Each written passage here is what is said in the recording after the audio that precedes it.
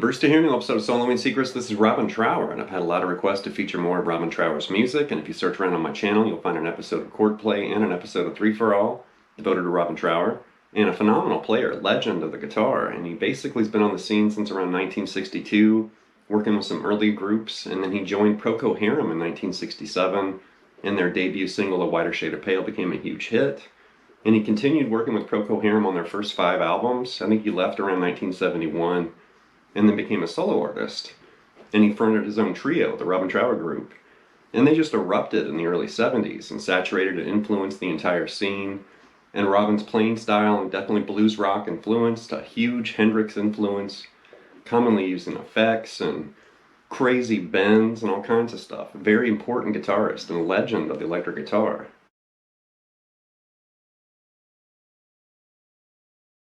As far as Robin Trower's actual soloing secrets and the things that I noticed and discovered, kind of digging into some of his music and soloing style and licks and phrases and fills and stuff like that.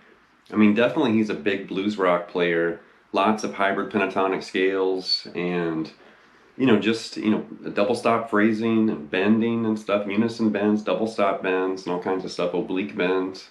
But then there's this huge Hendrix influence. You can't ignore it or deny it. And you have to remember, Hendrix died in 1970. Robin was already on the scene, but in some ways, Robin Trower kind of just clung to Hendrix's sound and style and legacy, the effects, the tone, everything, Strat. And it's almost like Eddie Hazel and some other players, that were on the scene. I think Hendrix's, passing really affected Robin. And then he just dove into that music and that world. And it really kind of rubbed off on him, and it kind of changed the way he played, his style and sound, and he fully, developed that kind of new influence or whatever from Hendrix. Just like Eddie Hazel and other players too, they kind of morphed, from that initial influence and then became, something else. But here's an image with some of Robin Trower's soloing secrets.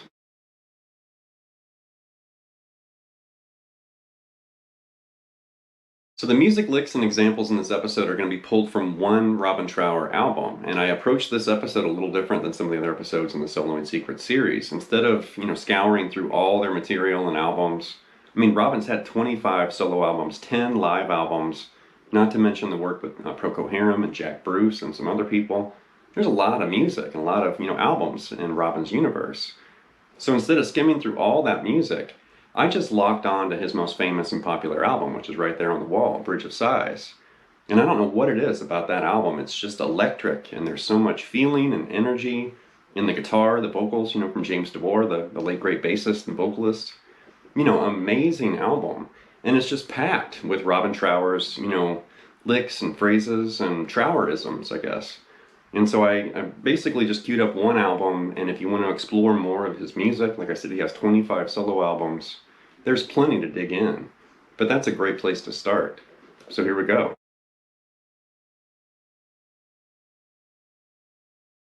With the opening, that was basically an opening jam for About to Begin, a song from Bridge of Sighs, and it's this slow, dreamy, song, really cool.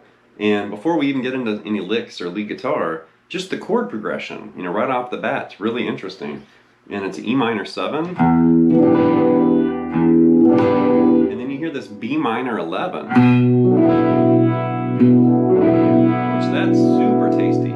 E minor 7's cool, but that B minor 11's where it's at. So look at the, you got the B, F sharp, and then you're holding this E note. That's your 11. Then you've got this open D, open B, and open high E too, which is really cool. So you're doubling that E, which is the 11, or 4, like B minor add 4 or B minor add 11. I just call it a B minor 11, but that's a really cool chord. And then during that, opening kind of intro, it does move into a verse, and then I just kept jamming, over that progression. But there's something interesting happening with that guitar part when it first comes in, and you're hearing index finger bends from Robin, which this is definitely one of the least popular bending styles because it's really unusual and hard to do. Most players don't like bending with their index finger, just like some players don't like bending with their pinky. But, we're grabbing this F sharp and then bending that to G in the beginning. Right, half step bend right there. And it's a little weird because whenever I do an index finger bend, I don't, fret the note straight on like that. I kind of turn my finger to the side and kind of allow like the fleshy part of my index finger to grab that string so I don't let go of it. But when I use other fingers for bending, I don't bend on the side like that. I bend, straight on. But for that, it's probably best to kind of hook your finger into the string like that. And he kind of manipulates that with half step bends, a few times. And then do another half step bend right here, the C sharp up to D. And you hear these little, chromatic moves like that. We're going to talk about that later in the lesson. But you distinctly hear that in there too. And then you hear him do, and then you hear this. And that's really interesting because you're bending this A to B, a whole step. Reach over and grab that D note. Then you're going to keep that A bent to B, play it again. Then release the bend to A, play it again. And then bend that A back to B again. So it's a really interesting, bending phrase, and Robin does phrases like that a lot too, where he holds a bend, grabs a different note, and then treats the bend almost like a fretted note, but it's bent. Like that. Then he does this really cool, and keep in mind this is 1974, long before, Steve Vai, but he's doing... Right there, he's grabbing that B, A, down to that F sharp, and then he dips his bar and dips that F sharp down to an E, which is so cool. And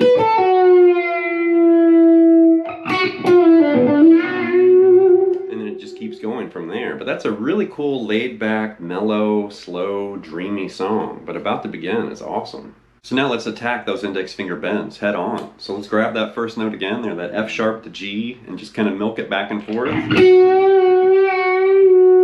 then grab that C sharp, do the same thing. And I'm actually pushing toward the ceiling on the F sharp. And then for whatever reason, when I grab that C sharp, I'm bending that to the floor. I mean, you could push that to the ceiling too. For some reason, I just prefer to pull that string down instead of push it up. But I'm definitely going up on that F sharp on the B string. And you can kind of decide how you want to treat that C sharp. And then here's a lick. And one thing you'll notice with Robin's style is he definitely moves across the strings when he plays licks. But then he also moves across the fretboard, and he'll shift and position shift, when he plays. So let's do this. And right there I'm doing that milked half step, index finger bend. And then I'm grabbing that A, pulling off to F sharp, and then bending that A to B at the end.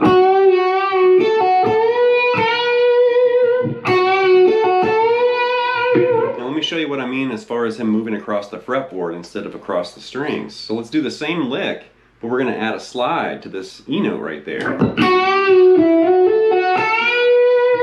One more time. So everything's the same, I just added this, shift slide from E to F sharp. So let's variate that one more time. Let's do everything the same, but we're going to grab, this double stop over here on the high E string and grab this D note like this.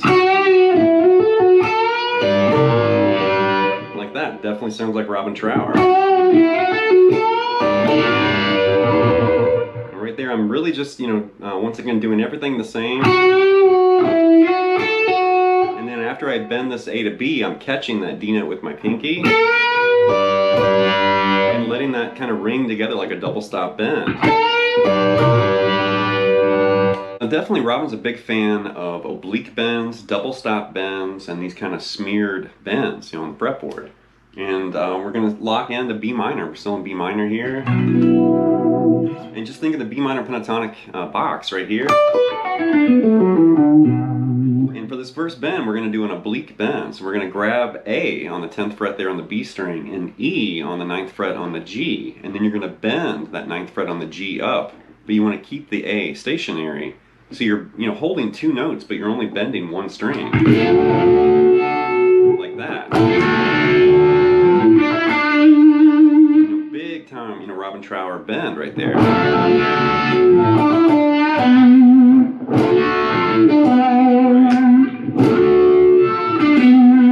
Very expressive sounding too. And right there, I'm really just kind of using a little bit of the Uni-Vibe's definitely going there a little bit. You can definitely kind of hear it swirling. There's a little bit of fuzz, very little fuzz. Like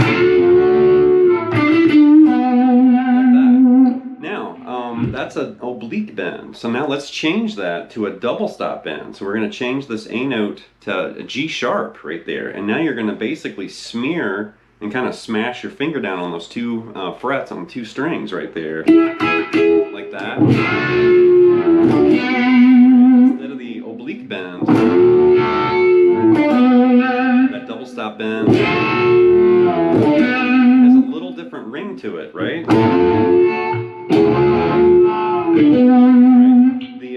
The double stop bend has kind of more of a sour kind of flavor, because you're definitely bending both of those strings and you're kind of smearing them in some weird territory. But it sounds really cool, in the key of B minor right there. So there was the oblique bend, the double stop bend, and then you could also do double stop bending with your index finger. And you could just basically smear that 7th fret on the G and the B. I'm ending on that B note right there. And then you can combine that with the 9th fret double stop bends. And definitely those sounds, are everywhere. You can definitely hear, Jimmy Page and Slash, and there's a ton of guitarists that play double stops. Think Angus Young. But definitely Robin Trower is a pioneer and definitely taught and showed a lot of people how to play those sounds on guitar. They've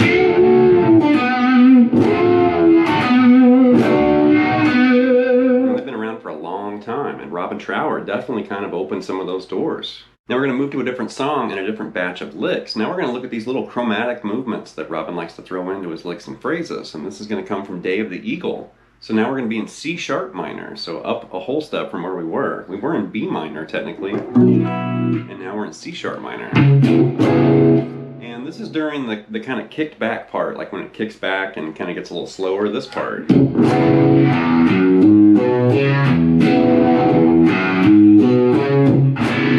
Robin starts soloing right there, and you definitely hear these licks, like right there. And think of, C sharp minor pentatonic like the box.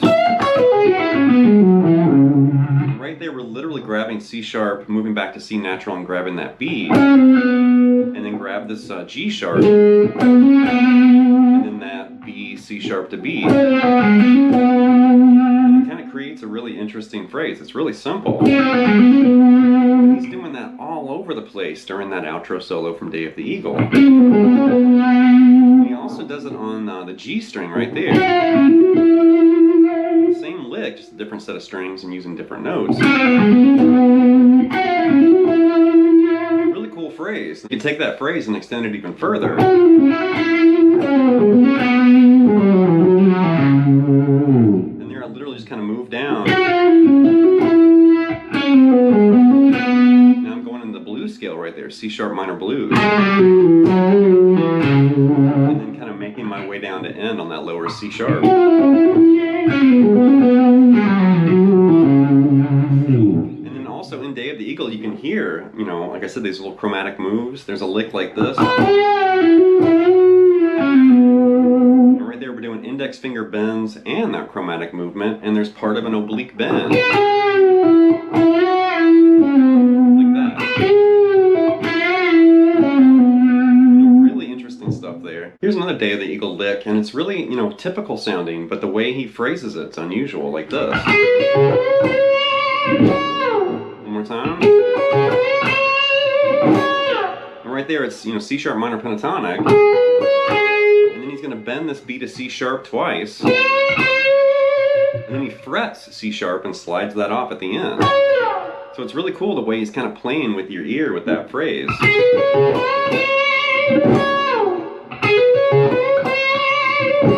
And I also like that and the way he's kind of mixing, bent C sharps with fretted C sharps. Once again, kind of playing with your ear.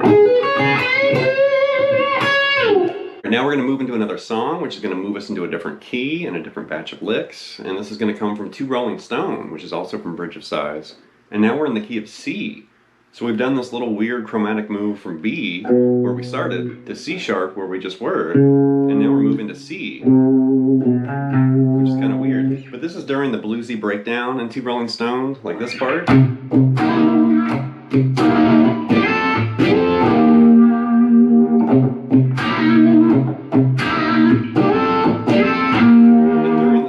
Comes in there, you can hear Robin doing lots of these repeated bending phrases and repetitive licks. And one of the licks is like this. One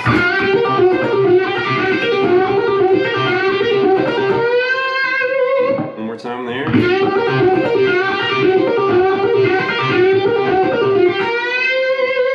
So we're kind of mixing like two common bending licks. We're mixing this with, so the first part, you've got that hammer-on pull-off right there, you know, from that G note's kind of pulling off from that B flat back to G. And then the second half, you're going to basically bend that F note again, reach over and grab that C note, and then you're doing that pull-off B flat to G again. So one more time, kind of slow. And a little faster.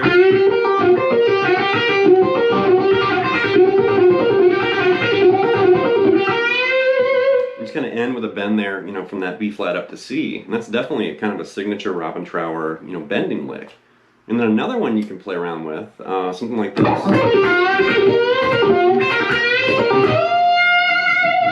right there, we're still in the box in C minor pentatonic, and we're doing. You're going to basically, you know, come down, bend this F up to G, and then come down again, and you're going to bend that B flat up to C like we did earlier. And then do the first one again. And then you want to grab this E flat and bend that up to F. So right there.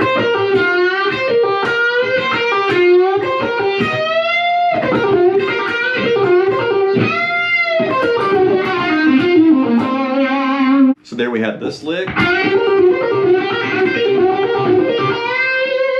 And then descending, kind of alternating note sequence.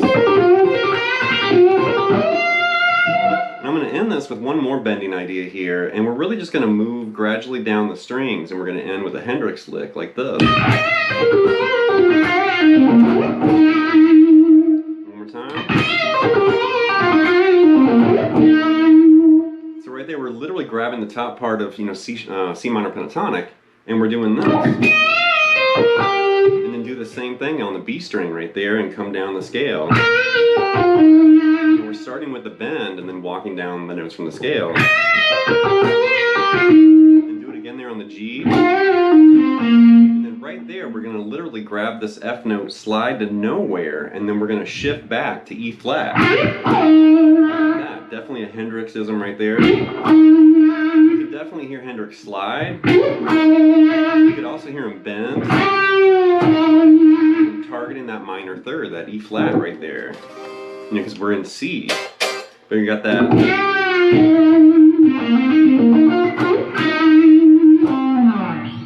So as far as the Hendrix influence in Robin Trower's music and musical universe, I mean, definitely it's there. And you can hear it in the licks and phrases and his chords and rhythm work. I mean, there's a noticeable Hendrix influence there. But then also in his guitar tone and the effects and stuff that he uses. Because Robin typically uses wah, Uni-Vibe, some fuzz, you know, or fuzzy overdrive.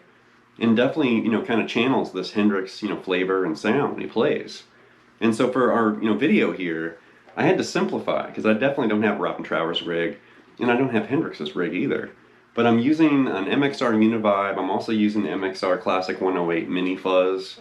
And there's also a Dynacomp kind of dialed in there too, just to kind of even out, you know, the Uni-Vibe and the fuzz together.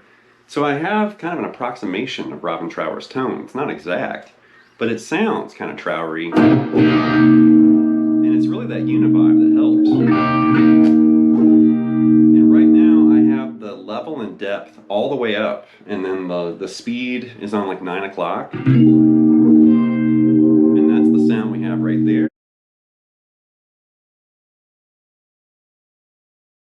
If I start turning that speed dial up, you can noticeably hear it get swirlier and swirlier. Now it's about 10 o'clock maybe.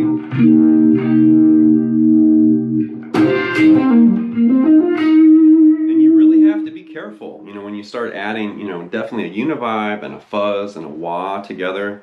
They're going to compete for these, frequencies and sounds in your tone. So you really have to be careful as far as how you're setting them and setting your EQ. Because I definitely have the depth and level all the way up, and then when I start adding that speed knob, it definitely starts to change. It definitely has Hendrixy sound, Trowery sound for sure. And just hearing that kind of swirl in there and that modulation, that's a big part of it right there. And you can hear it in his rhythm work.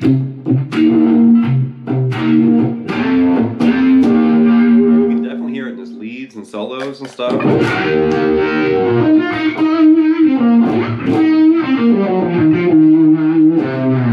it's fuzzy and swirly, and there's usually some wah either used as a wah pedal or a tone filter sometimes, just kind of cocked at a certain angle and left. And those are some kind of secrets of Robin Trower's tone. You definitely need some sort of swirly Uni-Vibe, some kind of fuzzy overdrive.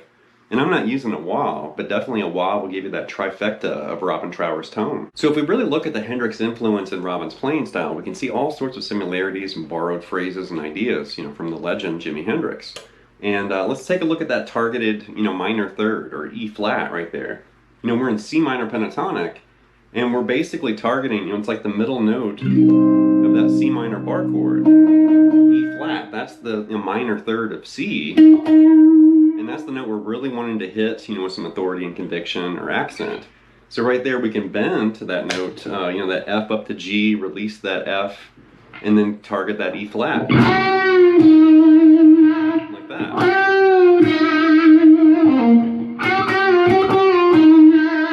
Right there I'm just exaggerating the bend. Kind of bending it up and releasing it and then doing it again.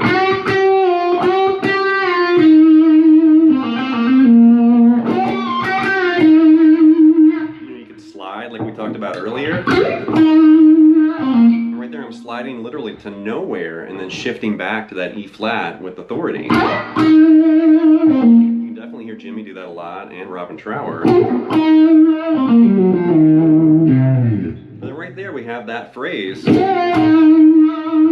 let's take that chromatic move that we had earlier from Robin Trower, these things. So let's do idea also mixed with a Robin Trower lick, and we're kind of mixing those two worlds like that. Let's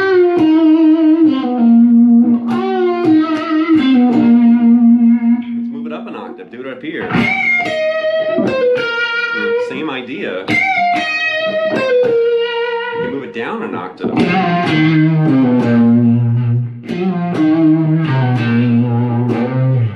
Same phrase.